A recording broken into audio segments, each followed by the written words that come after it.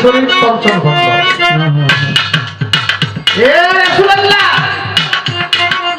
আপনি রহমত, আমার আল্লাহ বলেছেন আমার নবী হলো রহমতুল লিল আলামিন, আর আমি আল্লাহ হলাম রাব্বুল আলামিন। আমি আল্লাহ যেখানে রব, আমার বন্ধু মুহাম্মদ সেখানে রহমত। তখন আনসারী মেয়েরা বলতেছে রহমতুল লিল আলামিন মুস্তাফা নবী, আপনাকে লাখো সালাম, আপনি অনেক বিরহ শেষে মক্কা থেকে মদিনার মধ্যে আপনার নুরানি রহমতের কদম। এই তো তাহার একটা কথা হইয়া গেল সারা।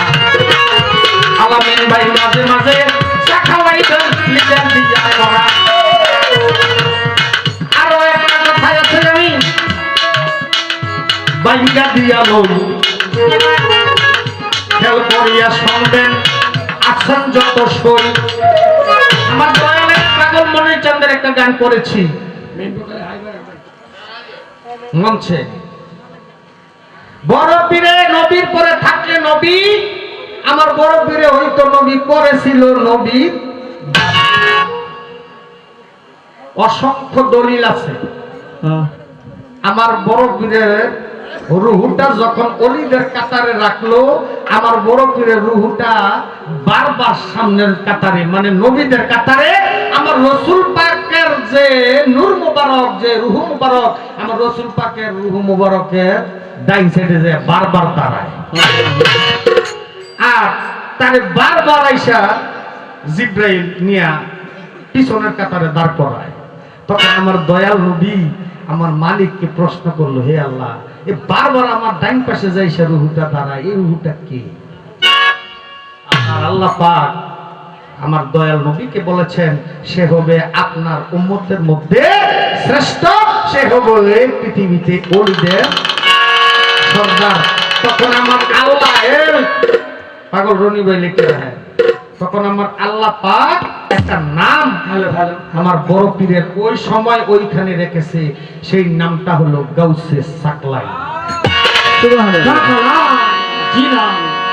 গাউসে সাকলাই মানে অলির অলি, বাদশার বাদশা তিনি ওইখানে।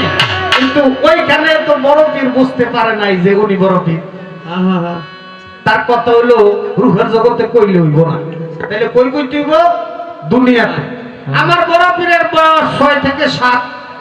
তো মা বাবা কিন্তু ছোট ছেলে যখন 5-6 বছর হয় কথা বলতে শিখে, তারে সর্বপ্রথম দেয় বাড়ির কাছে মক্তবে, আরবি শেখার জন্য। আরবি শেখার জন্য যখন মক্তবে মাই নিয়ে দিয়ে আসলো, ওই মক্তবে যখন আমার বড় পীর ঢুকতেছে, দুইটা যে বসবে জায়গা, বসার জায়গা, তখন গাইবি দেখে নবীদের কাছে আসে উহি, ওলিদের কাছে আসে এলহাম।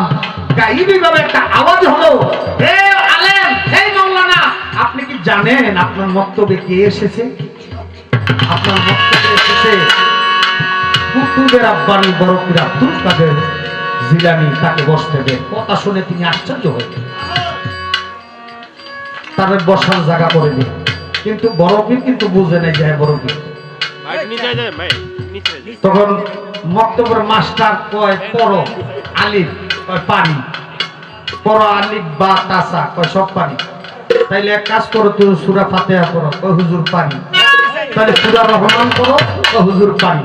কয় কি বলো? তাহলে তুমি পড়ো, আমি শুনি। যখন আমার বড় বিশ্বাস পড়া শুরু করে দিছে, আর তিনি তার আঙ্গুল দিয়া, তার পড়ার সাথে তিনি আঙ্গুল দিয়া কুলাইতে পারতেছে না, দলিয়া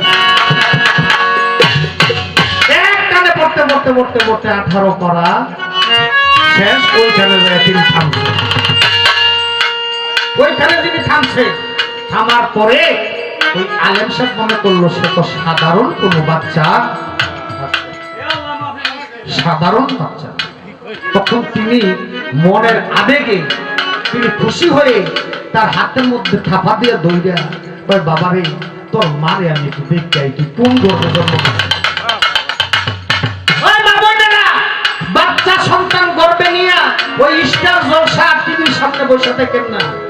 18 পারা কোরআন বড় পীরের মা তিনি যখন হাঁটতে বইতে শুইতে খাইতে এই কোরআন 18 পারা ওনার মুখস্থ ছিল, তাই উনি সবসময় পাঠ করতো বিদায় সন্তান গর্ভে থেকে মুখস্থ করে লাইছে।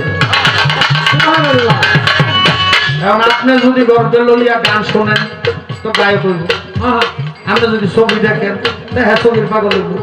আপনি ভালো কিছু করলে ভালো হবে, খারাপ কিছু করলে খারাপ হবে। এর জন্য বলা হয় বাচ্চাদের সর্বপ্রথম শিক্ষক হলো তার মা, প্রাথমিক শিক্ষক। এবার হাত ধরে যখন বাড়ির ভিতরে যায়, বড় পীরের মা লক্ষ্য করে চায়, হাত ধরে আমার ছেলেকে নিয়ে আসতেছে, মনে কোনো বেয়াদবি করছে, আজকে বাড়িতে আসলে তারে ঠিক মতো দেব।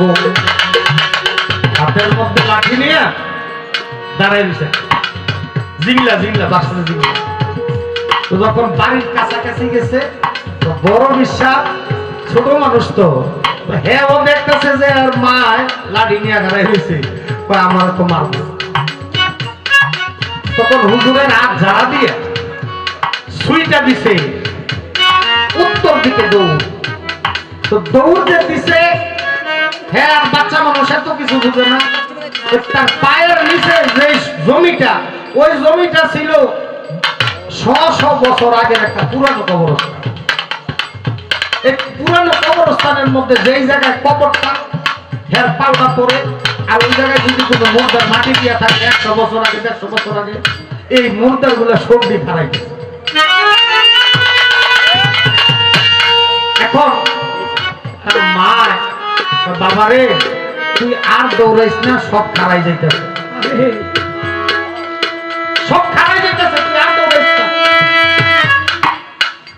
তখন বাচ্চা মানুষ পিছের দিকে চাইয়া কয়, হায় হায়, আমার পায়ের ছোঁয়ায় এই 350 দলিল প্রমাণ করে বড় পীরের জীবনে সেদিন 350 মুর্দার কবর থেকে উঠে দাঁড়াইছে। তখন তিনি বলে, হাই রে, আমার পায়ের ছোঁয়ায় এই এত মুর্দা দাঁড়াই গেছে, তাইলে তো আমি মনে হয় একজন বড় পীর।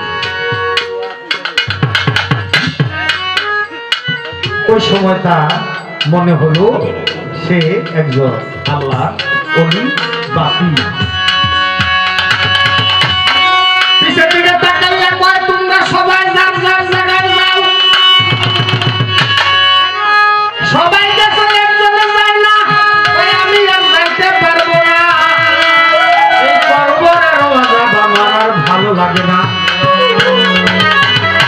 হুজুর, আপনি পায়ের ছোঁয়ায় যে আমি জিন্দা হয়ে দুনিয়াতে আবার আইছি, তা আমি আর যাইতে চাই না, এই কবরের আযাব আমার আর সহ্য হয় না।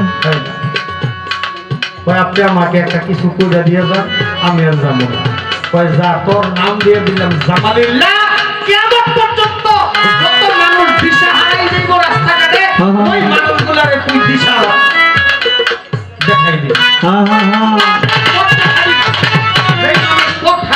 দিশা হারাবে, ওই মানুষগুলাকে তুই দিশারি করে দিবি, পথ দেখা দিবি। কিয়ামত পর্যন্ত তোরে আমি এই চাকরি দিয়ে দিলাম, কিয়ামতের সময় তুই জামালিল্লাহ মুক্তি হবে। আমার বড় পীরের জীবনী কইলে সারা রাত্রকে 210 রাত্র শেষ হবে।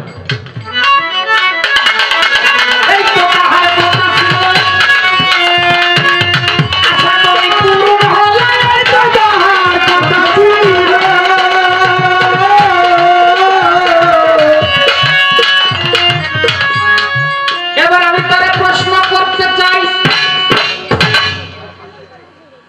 আচ্ছা গান একটা গাইয়া লাইছে অনেক আগইয়া, মানে এমন একটা লাগাইছে যে খাজা বাবার জন্ম, রুহানি জগৎ, বয়স প্রায় এই 50-55 পরে আমার দয়াল নবীর আদেশ পাইয়া ভারতবর্ষে আসে। অনেক আগাইছে, যেহেতু আমিও আগাই না প্রশ্ন করবো। খাজা বাবা ইরাক, ইরান, আফগানিস্তান, দিল্লি, লাহোর হইয়া যখন তিনি ইয়াতে আইসা দাঁড়াইল, কোথায়? আনা সাগর। এখন কিন্তু আর এটা আনা সাগর নাই, নাই এটা কমতে কমতে ছোট হয়ে গেছে। ওই সময় কিন্তু আনা সাগর মানে মস্ত বড় সাগর ছিল। এই আনা সাগরের পারে আইসা আমার খাজা বাবাই দেখে যে কোনো নৌকা কিস্তি কিছু নাই, আমি এই সাগরটা পারো মুখে।